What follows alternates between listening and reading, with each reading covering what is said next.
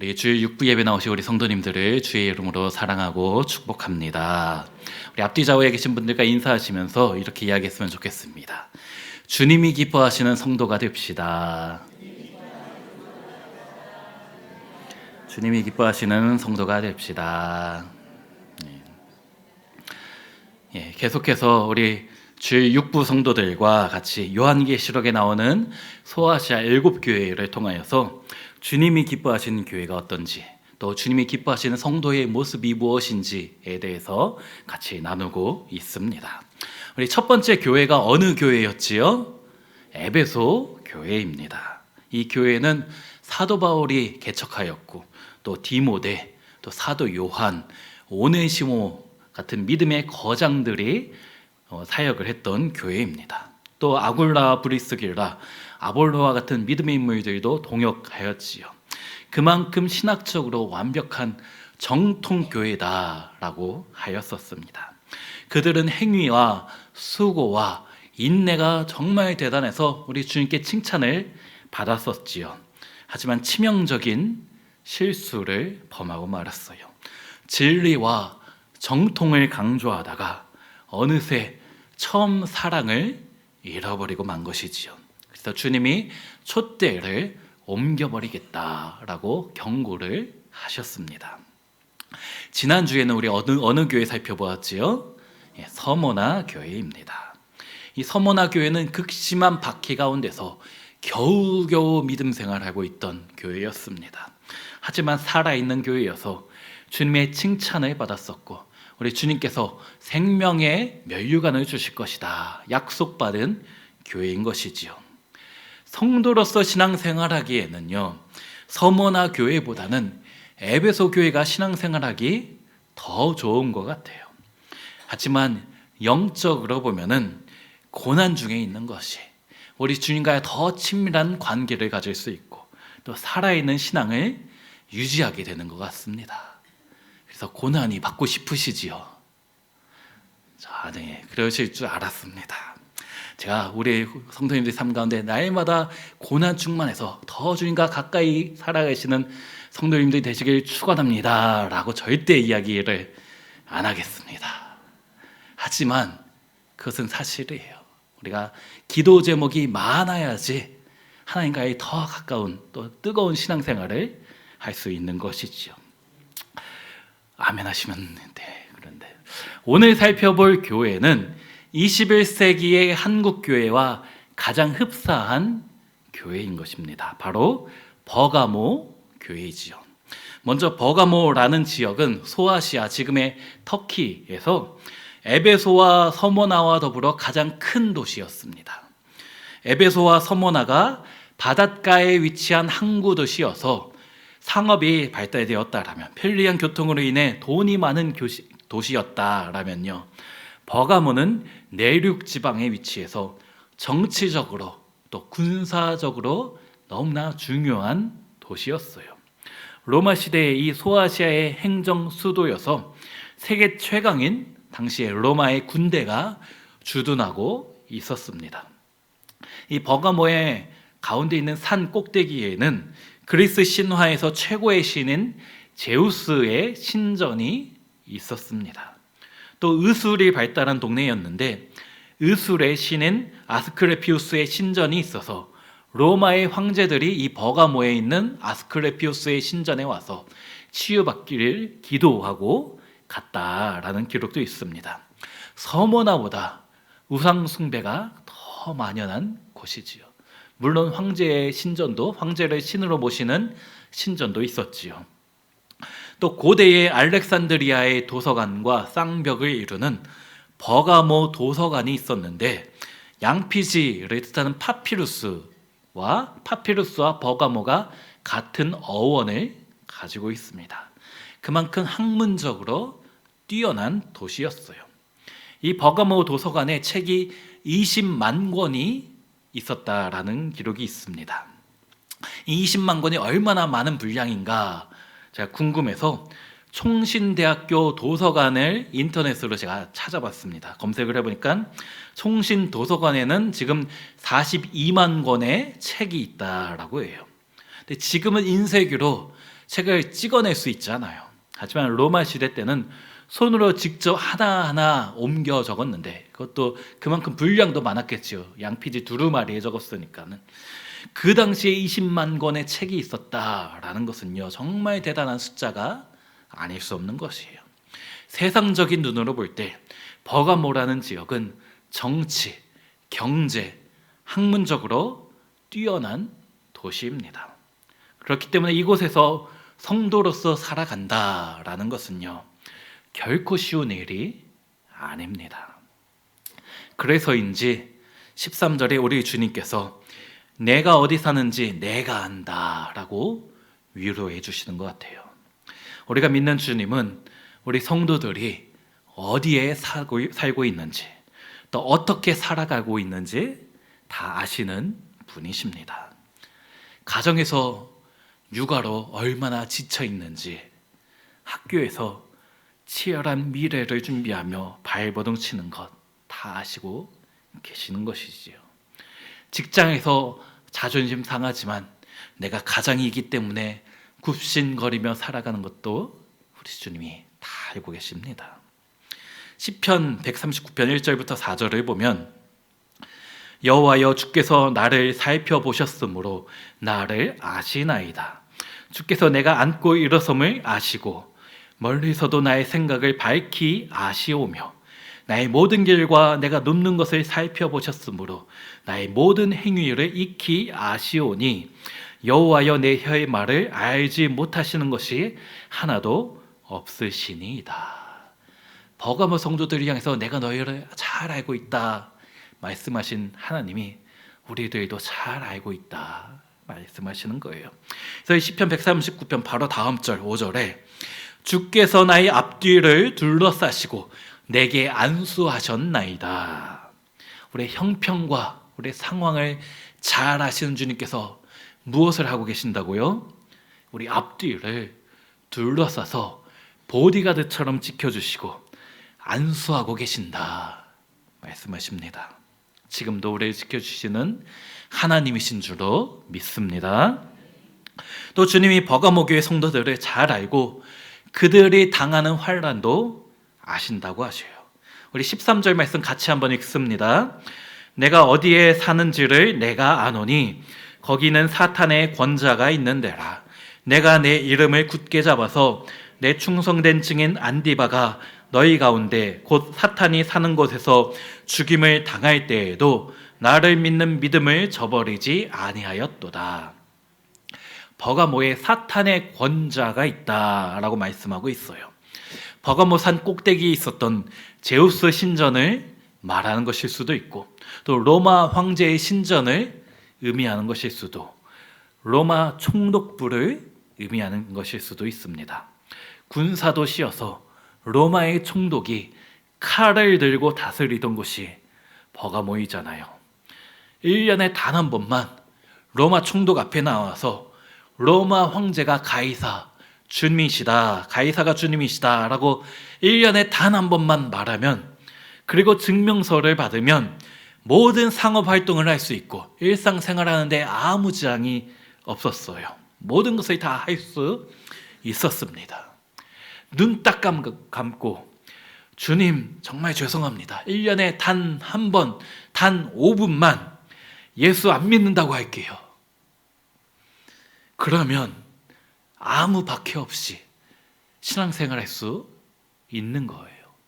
아무 어려움 없이 교회에 나와서 예배 드릴 수 있는 것입니다. 우리 성도님이라면 어떻게 하시렵니까? 우리나라의 일제시대가 신사참배가 그러했을 거예요. 일제에 일본의 신사에 참배를 하고 그리고 나서 교회 가서 예배 드려라. 그러면 잠시만 하나님 외에 다른 신을 잠시 경배하고 그리고 예배 드리면, 교회 나서 예배 드리면 주님도 이해하시겠지. 하지만 버가모 교회 성도들은 그런 신앙의 타협을 하지 않았습니다. 13절 하반절에 충성된 증인 안디바가 끌려가서 죽음을 당했다 말씀하고 있죠. 초대 교부인 터툴리안의 기록에 의하면 이 안디바는 버가모 교회의 목회자인데 그가 황제의 신전에 끌려가서 로마 총독이 그 앞에서 이야기했습니다. 너 가이사 로마 황제가 주님이라고 말해라. 그러면 남부럽지 않은 돈을 주겠다.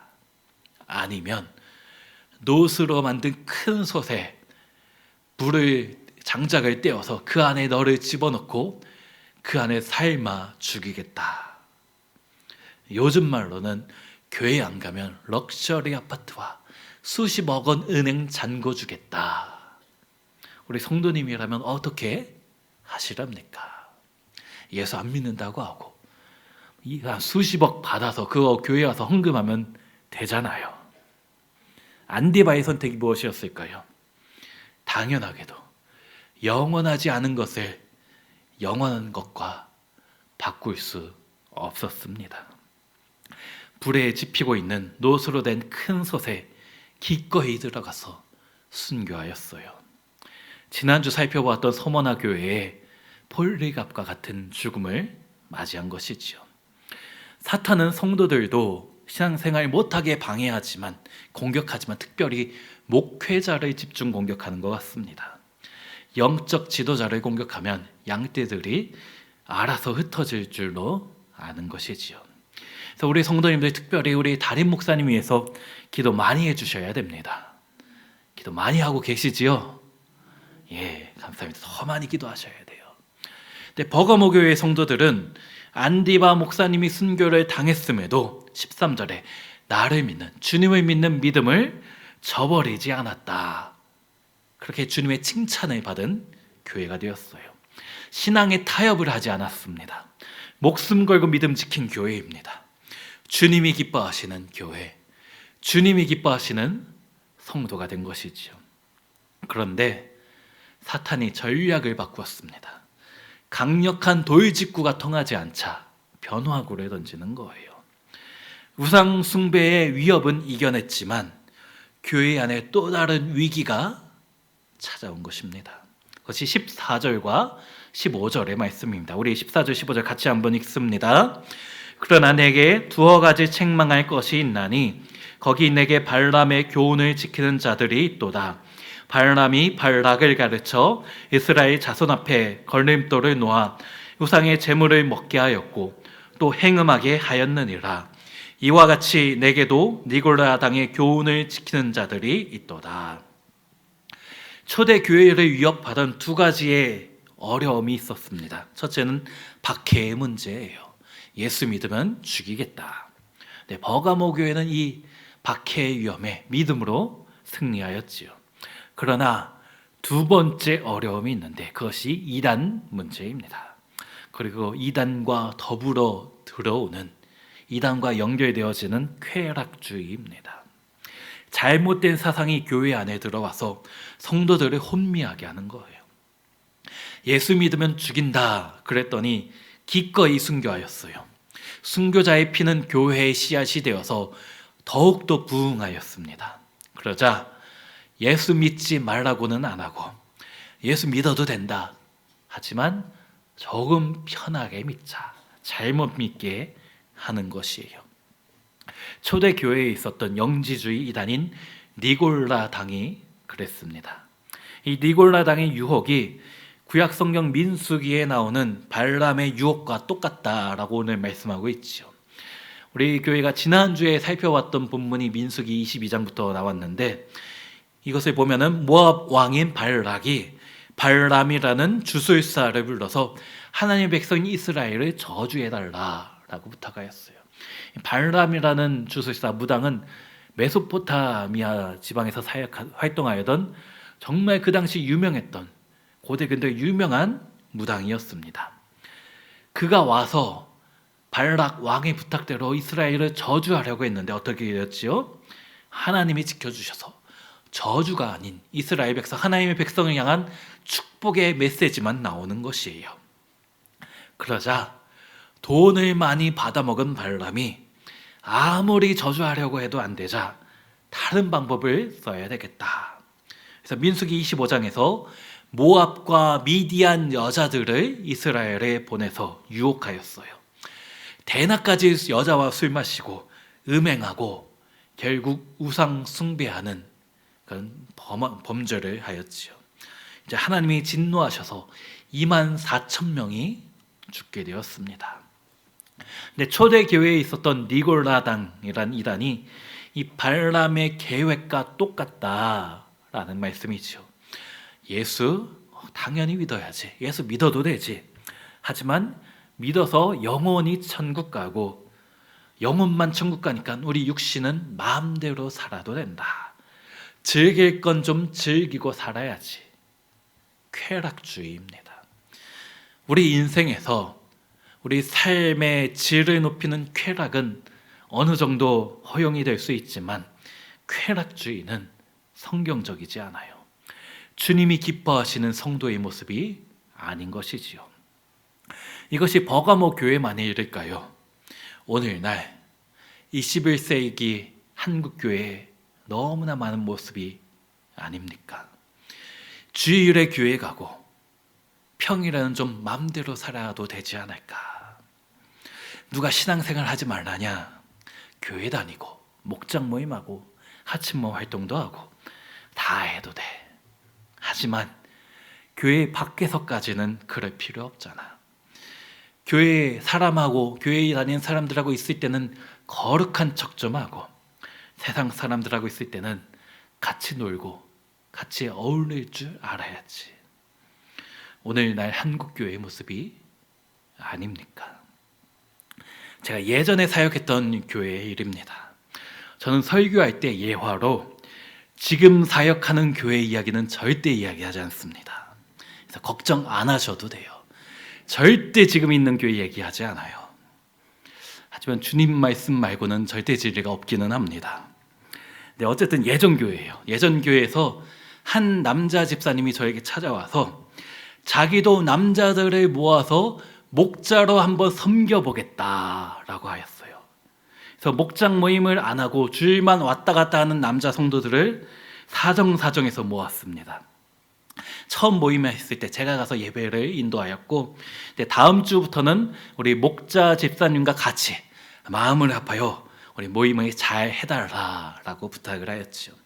근데 사실 걱정이 많이 됐어요. 이분들이 신앙이 좋은 분이 거의 없었거든요. 아내들의 등살에 땀을 흘려서 교회에 억지로 끌려다니는 분들이 대부분이었습니다. 근데 걱정을 정말 많이 했는데 한 주, 두 주, 한 달, 두 달 이상하게 잘 모여요.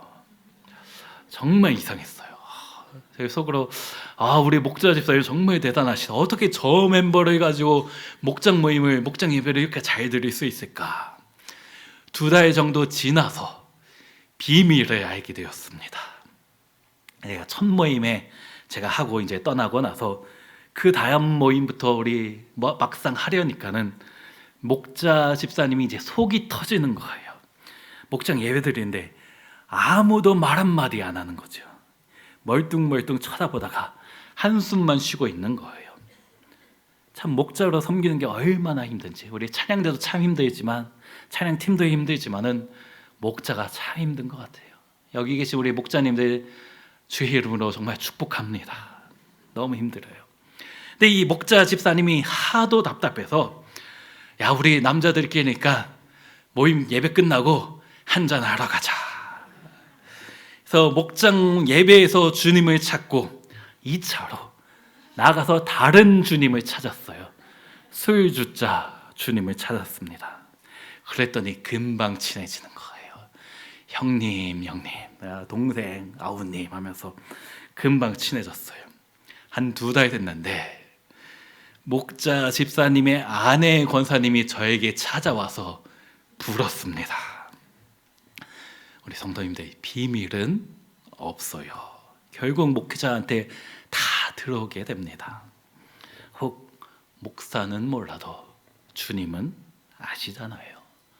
성도 간의 사랑, 성도 간의 교제, 사귐 너무나 중요하지요. 성경에서 너무나 많이 강조하고 있지요. 그냥 사랑이 중요하지만 진리를 놓치기 시작하면요, 그 사랑도 결국은 어긋나고 마는 거예요. 그 교회뿐일까요? 그 전에 있던 교회, 제가 우리 교회 얘기는 절대 아닙니다.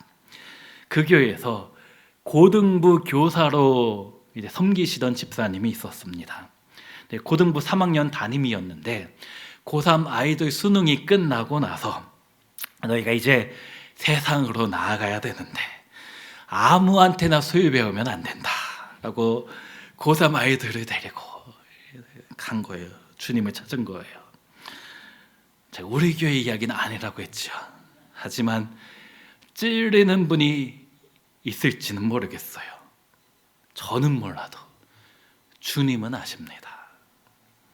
근데 어려운 핍박이 있을 때 성도들은 더 열심히 기도하죠. 기도 제목 있으면요 더 뜨겁게 기도합니다. 주일 6부에도 나오고 오전에도 나오고 수요 금요 새벽에도 나와서 기도합니다. 버가모 교회는 순교 사건에도 그들의 믿음을 지켰지요. 하지만 조심스럽게 은밀하게 들어온 유혹에 넘어가고만 거예요. 사탄의 공격 전략은 발람이 있었던 구약 시대나 계시록이 쓰여진 신약 시대나 또 오늘날 우리가 살고 있는 이 시대나 똑같습니다. 둘 중에 하나예요. 첫 번째, 예수 믿는 성도들에게 어려움을 주는 것이죠. 고난과 환난을 줍니다. 그러면 예수 믿는데 왜 똑같은가? 교회를 떠나는 것이죠. 신앙생활하면 축복만 받을 줄 알았는데 믿으나 안 믿으나 똑같은 것 같네 하면서 많은 사람이 신앙을 버리고 교회를 떠나갑니다. 그러나 주님이 기뻐하시는 성도들은 이럴 때도 끝까지 충성해야 하는 것이에요. 그래야 생명의 멸류관을 받는 줄로 믿습니다.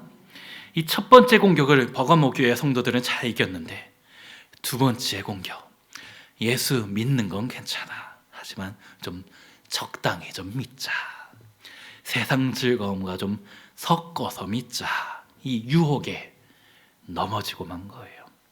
세상 즐거움, 세상의 가치. 버가모에 있던 의술의 신 아스클레피우스에게 절하면 어떠한 병이든 낫는다. 그러면 예수도 믿고 아스클레피우스도 믿으면 되지. 구약시대 때 바알도 믿고 여호와 하나님도 믿었던 것처럼 신앙생활하는 목적은 나의 만족과 나의 유익을 위한 거니까 뭐 어때? 그러자 주님이 무엇이라고 하십니까? 우리 16절 말씀 같이 읽습니다. 그러므로 회개하라. 그리하지 아니하면 내가 내게 속히 가서 내 입의 검으로 그들과 싸우리라. 회개하라. 편안한 삶이 주는 유혹을 물리쳐라. 적당한 타협주의를 완전히 뜯어고쳐라. 그렇지 않으면, 그리하지 않으면 내 손에 있는 검으로 세상과 교회 양다리 걸치고 있는 너희와 내가 싸우겠다. 내가 심판하겠다. 주님이 말씀하십니다. 그러고 보면 12절에 예수님이 버가모 교회에 자기 자신을 소개하시는 것부터 의미심장했던 것 같아요. 12절에 버가모 교회 사자에게 편지하라. 좌우에 날성검을 가지신 이가 이르시되. 우리 지난주 지지난주에도 살펴보았지만 에베소 교회든 서머나 교회든 그 교회에 꼭 필요한 모습대로 예수님 자신의 소개, 예수님의 자신을 계시하여 주셨지요. 이 버가모 교회를 향해서는 내가 지금 좌우에 날선 검 들고 있는 거 너 보이지? 경고하시는 거예요. 민수기 22장에서 발람이 나귀를 타고 이스라엘 백성을 저주하러 가는데 여호와의 사자가 칼을 들고 서 있었습니다. 그런데 나귀는 칼든 여호와의 사자를 바라보고 두려워하고 있는데 유명한 주술사 무당이라고 하는 발람은 못 보고 있는 거예요. 발락이 준 돈의 눈이 멀어서 영적인 눈이 감겨서 하나님을 바라보지 못한 것이지요. 우리 가운데도 영적 장님이 되어서 칼 들고 있는 주님을, 경고하고 있는 주님을 못 보고 있지는 않으십니까? 신앙생활은 하지만 교회는 안 빠지는데 썬데이 크리스찬으로 주일에만 신자답게 살아가고 평상시에 월요일부터 토요일까지의 내 삶의 가치관은 세상 사람들과 똑같이 물질과 쾌락에 빠져 있지는 않으신지요. 디모데후서 3장에 나오는 돈을 사랑하고 자기 자신을 사랑하고 쾌락을 사랑하는 모습, 주님이 기뻐하시는 모습이 결코 아닙니다. 그런 모습이 있다면 즉시 회개하라. 심판의 칼이 너희 목전에 있으니 돌이키라. 오늘 우리에게 말씀하고 계십니다. 세상 즐거움 다 버리고 세상 자랑 다 버렸네. 주 예수보다 더 귀한 것은 없네. 예수밖에는 없네. 그것이 우리의 고백이 되어야 될 줄로 믿습니다. 그렇게 살아가기를 결단한 우리에게 주시는 약속의 말씀이 17절입니다. 우리 17절 같이 읽습니다. 귀 있는 자는 성령이 교회들에게 하시는 말씀을 들을지어다. 이기는 그에게는 내가 감추었던 만나를 주고 또 흰 돌을 줄 터인데 그 돌 위에 새 이름을 기록한 것이 있나니 받는 자 밖에는 그 이름을 알 사람이 없느니라. 귀 있는 자는 성령이 교회들에게 하시는 말씀을 들을지어다. 우리에게 하시는 말씀이라는 것이지요. 지금 우리에게 하시는 말씀입니다. 하나님과 재물을 겸하여 섬기지 않는 신실한 성도들에게 주님이 약속하신 것이 두 가지입니다. 첫째는 감추었던 만나를 주시겠다. 만나는 출애굽한 이스라엘 백성이 광야에서 먹었던 하늘에서 내려온 양식이지요. 그런데 요한복음 6장을 보면 예수님께서 너희 조상들이 광야에서 이 만나를 먹었어도 결국 죽었지만 하늘에서 내려온 참된 양식을 먹으면, 참된 음료를 마시면 영원히 산다. 내 살을 먹고 내 피를 마시는 자는 영생을 얻는다 말씀하셨어요. 이 만나는 예수님 자신입니다. 예수님을 주시겠다.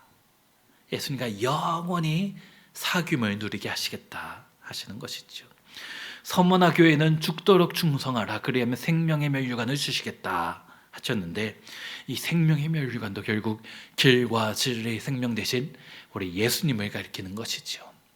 에베소 교회를 향해서는요, 이기는 자들에게 생명나무를 주시겠다. 똑같습니다. 예수님 자신을 주셔서 그분을 통해 영생을 얻게 되는 거예요. 영원한 천국이 보장됩니다. 어린 양의 혼인잔치에 초청받는 것이지요. 우리 사랑하는 모든 성도님들, 우리 모두 다 예수님을 신실하게 믿어서 영원한 생명, 영원한 축복을 누리시는 우리 모든 성도님들이 되시기를 소원합니다. 또 약속한 것이 흰 돌입니다. 이 돌에는 새 이름이 기록되어 있다라고 하고 있어요. 이 계시록이 기록된 로마 시대에는요, 흰 돌에 몇 가지 의미가 있었습니다. 첫째로 로마 법정에서 재판할 때에 흰 돌과 검은 돌 두 가지의 돌을 가지고 재판의 결과를 보여줬는데, 흰 돌은 무죄, 검정 돌은 유죄다라는 거예요. 주님이 회개하고 신실하게 믿는 성도들에게 흰 돌을 주신다. 마지막 심판 날에 죄 없다 여겨주시겠다라는 것이죠. 예수 그리스도의 십자가의 공로로, 그 공로가 우리에게 주어져서 모든 죄에서 깨끗게 함을 입을 것이다 라는 의미입니다. 두 번째 흰돌의 의미는 당시 로마 사회에서 노예가 자유인이 되었을 때에 그에게 흰돌을 주었는데 그 돌에 새로운 이름을 새겨주었다라고 합니다. 그 돌을 받으면 더 이상 종이 아닌 자유자라는 것이죠. 그 돌이 있으면, 증명서가 되는 이름이 새겨진 돌이 있으면 어느 곳이든 마음대로 갈 수 있다라는 것이에요. 우리 성도들도 주님께 흰 돌을 받고 더 이상 죄의 노예, 사단의 종이 아닌 그리스도 안에서 자유자가 되어 천국으로 마음껏 갈 수 있는 통행증을 받는 줄로 믿습니다.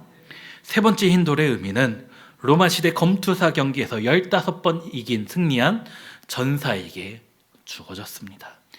그리스도 안에서 죄와 세상에 대하여 승리하는 것을 상징하는 것이죠. 은밀하게 스며드는 사탄의 유혹에서 승리하는 것이에요.